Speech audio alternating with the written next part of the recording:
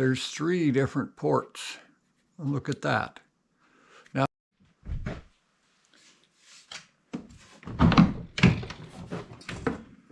okay, to the engine repairs. I don't know if you can see much in here, but that's the head.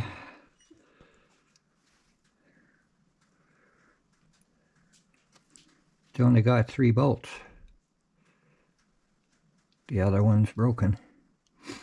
So we're going to take a little bit apart.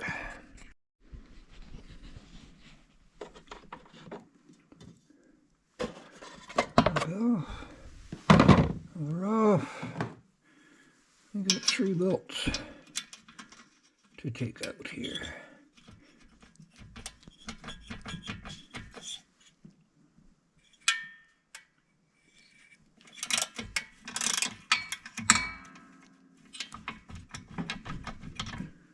Yeah, that's one.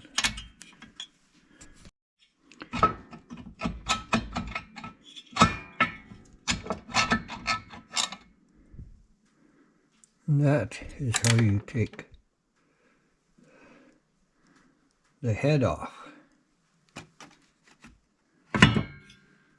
Yeah, I got a little fuel oil there. We'll check the gasket all out.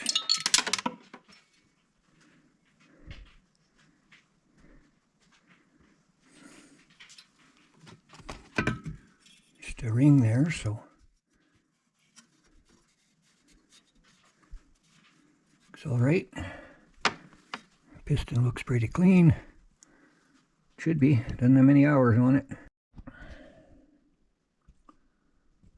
These go on here. They actually go on steel to steel, but there's an O-ring in here. There's a little lip.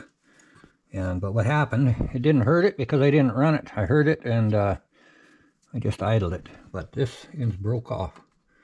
Should be tall like that one. And that's what holds the head on, as this nut goes on the top here that holds the head down, and they got to be torqued properly. This one might have been over torqued, and with the heat and the torque that I gave it, it just snapped it. So we have wrench, and we're going to take this one out.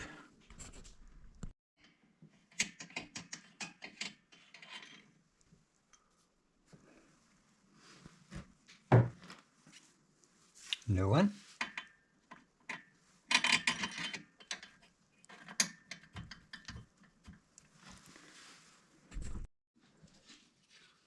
Got it all clean.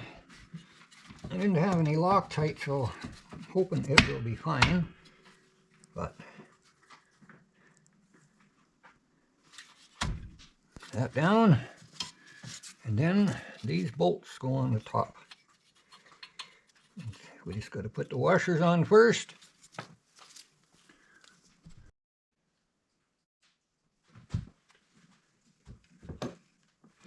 Now, the torque specs. I don't know. I got a pretty big torque wrench. I think I better. So, I got to run to neighbors and borrow a smaller torque wrench.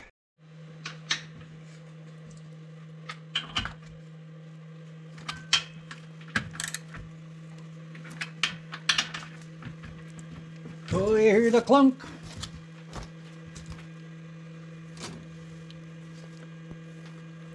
I would say that it's back together. I know, it's kind of dark. It's kind of dark. No, can't see much of this old girl in here, but well, let's see.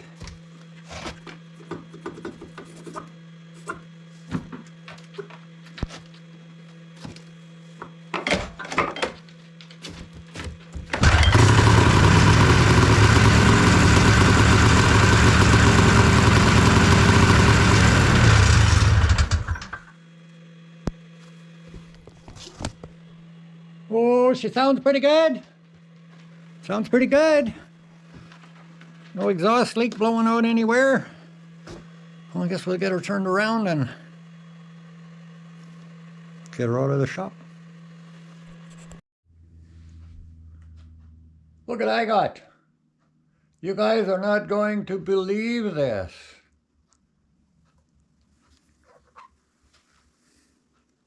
I don't know if that focuses, but KOHREE. This is, well, we'll just screw it on here, and let's say it's a handle. Sure, it's a nice little carrying handle. Or it comes in a package here, and it's got a really nice little carrying bag that you can slip it into. You can zip it up and put it in your car door or stick it in your quad box. Take it with you. I'm going to tell you why. I don't know. This is the first one I've seen like this, but this is actually a tire pump. It's a rechargeable tire pump. So you have a short hose in the box. It comes with a longer hose. Also comes with a long cord. Plug it into your cigarette lighter, and you plug it in here in the front to charge it, or just run it and pump up your tire. So I'm going to show you some features on here, but you turn it on, hold the button for a minute, and it's going to turn on. It has 5 different settings on here. By just pushing the button here, it changes, and it shows car pressure tire. Right now I have it set at 36 pounds. Tells you in PSI. I can change it if I'm doing a motorbike or scooter. It changes. I can set the...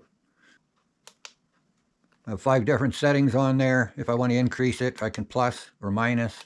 It's blinking, so I can plus or minus if I want more air pressure in the tires. Very cool. Well, thank KOHREE for being our sponsor today and sending me this. So, you know, I've told you that you can pump up your tires with it. Comes with a USB-C type charging cord. Plug it in to charge any power stations or anything. It's USB.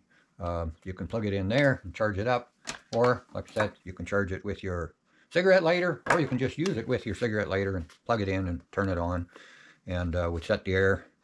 And look, oh, if it's dark, well, we have a light so we can see what we're doing when we go to screw that little hose onto your tire. And you can hold this in your hand, or you can stand it up. We'll shut that light off, and it has, well, I guess it's kind of a warning light, or you could lay it in your back window, travel down the road if you got no taillights and you have a blinking light behind you. So,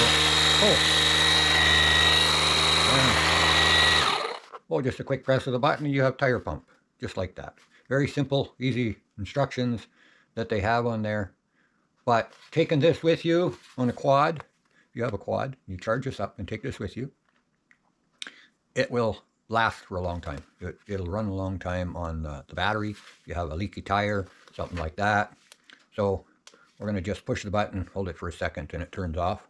Very nice, easy to use touchpad there. And so we have a little thing there, and screw that on, and we can use that. There's a nice little handle. You know, maybe we want to set it somewhere, hang it in a tree, do whatever. We have our tire pump. But if you have a look here, there's 3 different ports. Look at that. Now, if I'm out in the bush and my cell phone is dying or my camera battery is dying, I can just plug the USB in. And as soon as you plug the USB in, it tells you that you have USB in, USB output. The light comes on and tells you it's USB output. So you can charge your cell phone or your camera batteries off of this battery pack. Now, as you can see how big it is. It's only as big as my hand. It don't quite fit in my pocket, but it is very light. It's small, easy to carry with you. It's charged up. You can check. It's got light bars on the front here. It'll tell you how much power is in it, and you know, things like that. So, Christmas gift idea, guys or gals. Guys are all out on the quads, and we know how they run in the bush. Wind up with punctured tires, or you know, you have to inflate a tire. They're in the bush. They die on you, and if you just need that quick charge, just a little bit of power so you can use it, maybe in case of an emergency, your phone is now dead, you can plug it in, charge it up, and carry on. Questions? I will be leaving a link in the description, and I'll maybe pin a link in there so that you guys can check it out for yourself and see how they look, see how they work. But they are very simple to use, and that's for me, simple. It's got to be simple. So like I said, again, we have our USB-C charging port. The only thing I would like to see them change is on these ports, it does not say power in, power out. You know, so this is power in, this is power in, and this is power out. So your USB-A is power out, and I'd like to see them change and maybe just label it. Not everybody carries instructions around with them, or you know, if they lose the instructions and find their machine again, just to understand, remember that you can use this and charge phones or whatever, batteries. So thank you all for watching. Hope you find yours. Looks like we have some more fresh snow.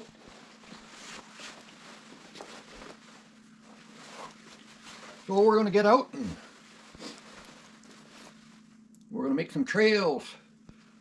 Let's hook on to a drag. We'll see what happens. Just going to get dressed up and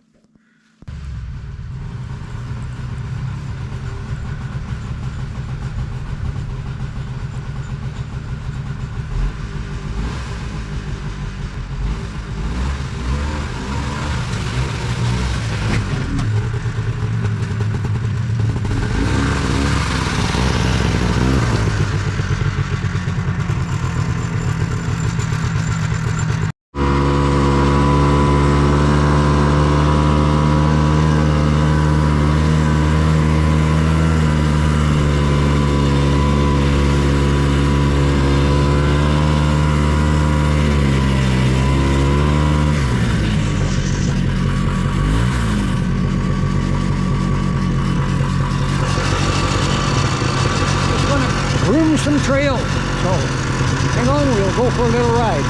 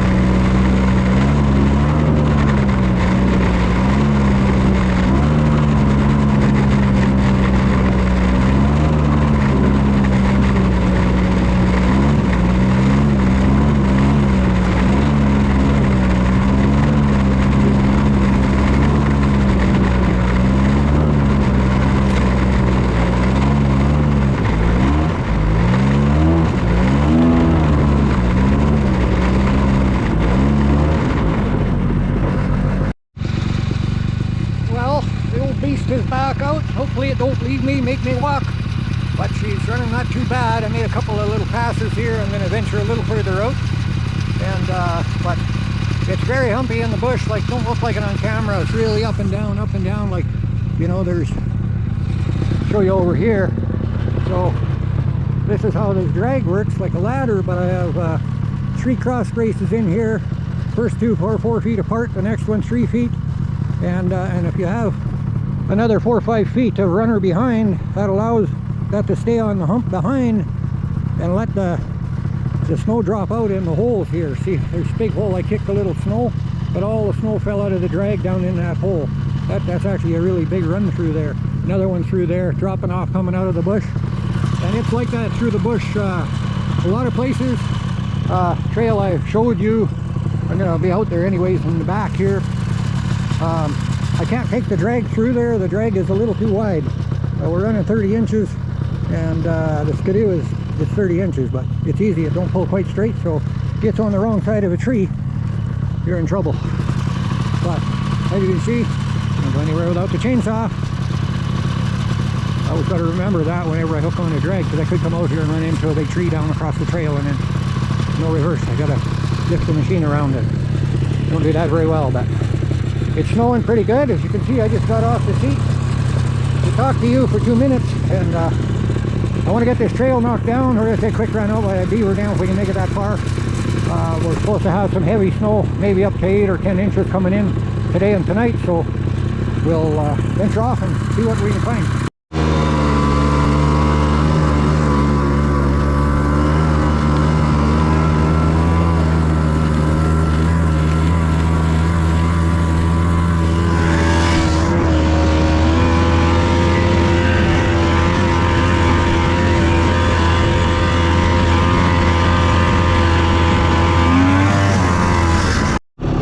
Beaver dam right ahead. That's about a 6-foot jump, so I'm going to see if I can get over with the drag. A lot of filling in to do there, so hope for the best.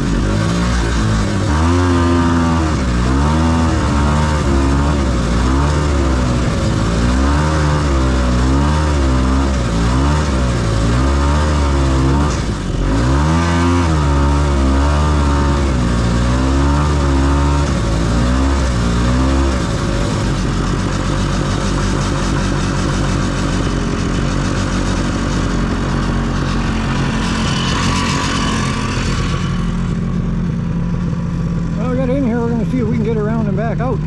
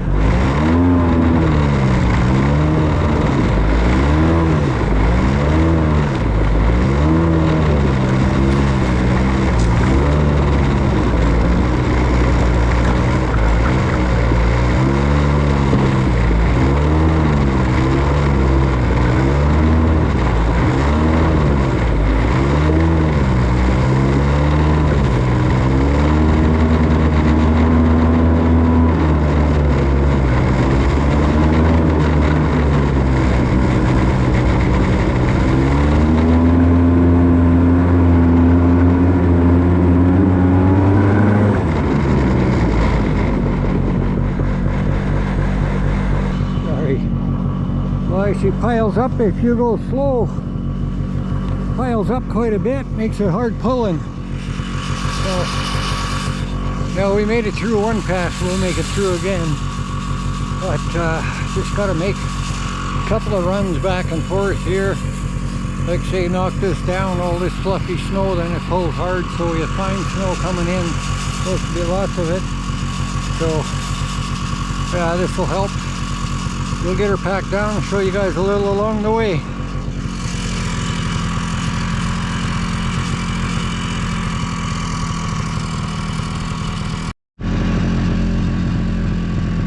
Now we had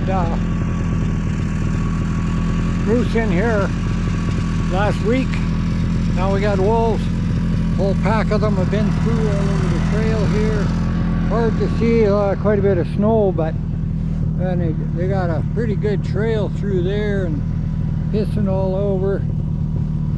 A couple spots back there they've been digging in the grass and all that kind of stuff. So, but yeah, they've been just about all the way out to the highway.